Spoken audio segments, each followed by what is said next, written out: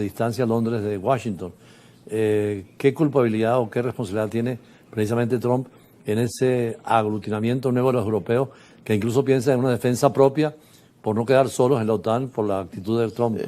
Bueno, un poco lo que tú has dicho en tu programa varias veces, que empieza por las posiciones de Trump con los países del mundo.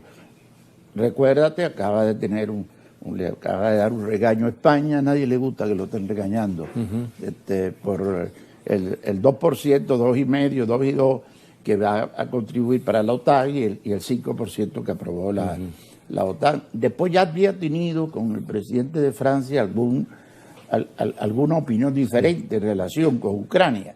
En relativa, el fin relativo, digamos, y el relativo de todo el análisis de Europa, es que Europa se ha alejado del presidente Trump.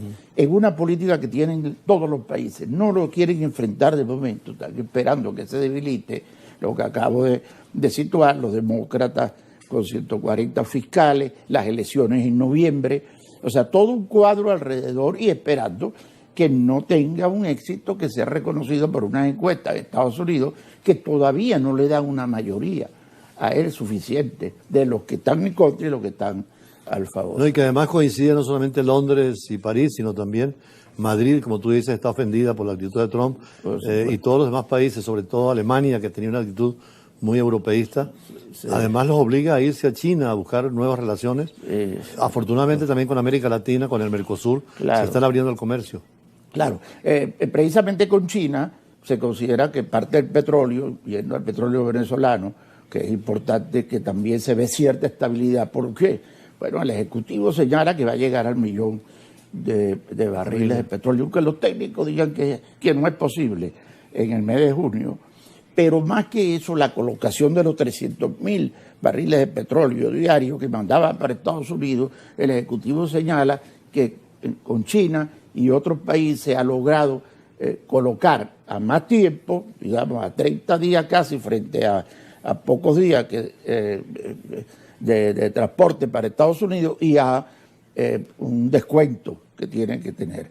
Pero también se nota una estabilidad en el tema petrolero en Venezuela, quiero decir, Estados Unidos y la estabilidad petrolera en Venezuela, que le da en medio de la situación con Estados Unidos a Venezuela una cierta estabilidad económica. Yo sé todos los problemas que hay, pero quiero tratar de hacer los mapas debidos, y con la Comunidad Económica Europea de cierta tranquilidad, porque España sigue con apoyo importante para Venezuela.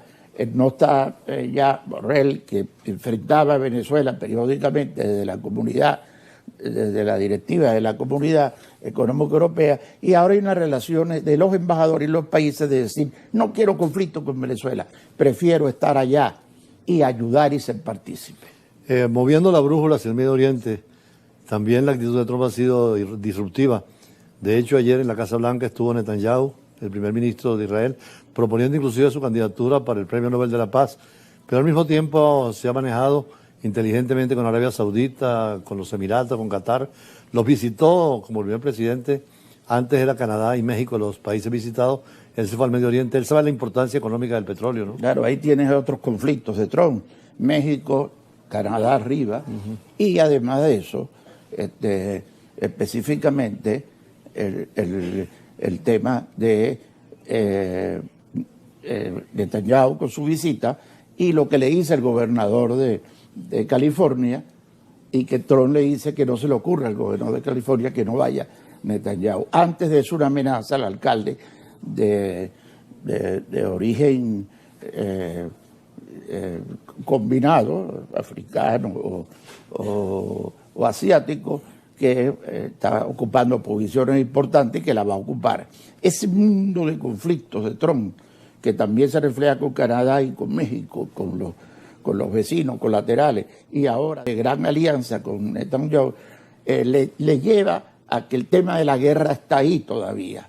El tema de la guerra con Israel y Gaza, que él prometió resolverlo, está ahí, aunque hay una tregua. Y el tema, al fin y al cabo, de Rusia y Ucrania también está ahí, porque él está ayudando y va fortaleciendo Ucrania en estos momentos y acaba de anunciar más armas y más apoyo. Pero también tiene actitudes como incomprensibles, por ejemplo, con dos países que son amigos de Estados Unidos, como es en el Lejano Oriente, Corea y Japón, sobre todo Corea del Sur, ha sido solidaria, y Japón, por supuesto, ha copiado el modelo norteamericano.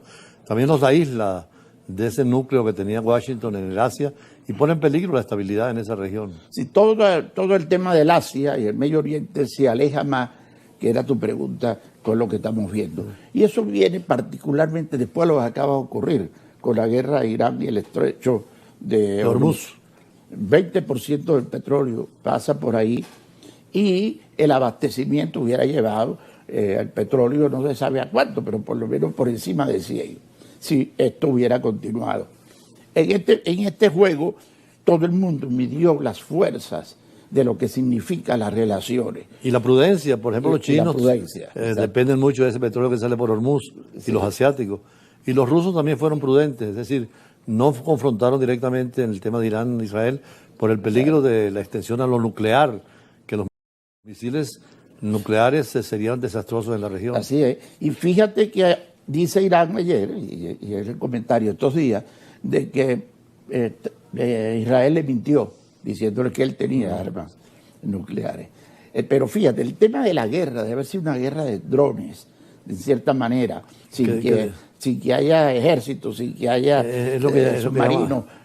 Probablemente al final algunos aviones de Estados Unidos con el tema le dio otro cariz por completo, y la defensa de los 4 países, de Rusia, Irán, de Israel y de Estados Unidos, están reforzándose y midiéndose en función de una guerra que pasó. Que por cierto, tocaste un tema que es interesante para los politólogos, que es el tema de que ya no son soldados los que hacen la guerra, sino máquinas, equipos, que es el caso de los drones, y que eso obliga a un nuevo derecho internacional humanitario, porque los tratados de Ginebra de 1949 y los de 1977 ya quedaron obsoletos, eran hechos para armas convencionales, hay que crear un nuevo derecho humanitario.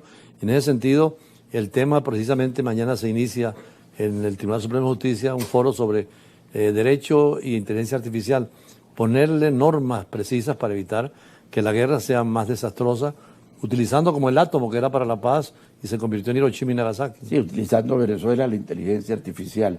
La prudencia es lo que debe guiar las relaciones, Julio.